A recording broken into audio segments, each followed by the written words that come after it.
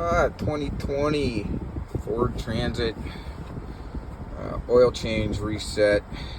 I've been fiddling around with these buttons, but it's all in this stuff here. And I gotta scroll down to the gear icons. And then, okay. And I'm gonna use this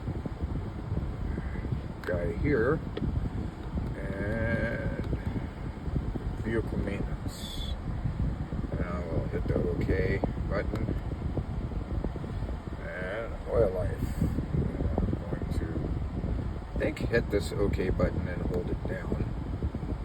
Reset oil life. I'm hitting it again. Yep, I'm just holding that button down. It's at 100%. Took me a little bit of scrolling. I kept not finding that one. But that's it. So there you go, guys. Okay, have a good day.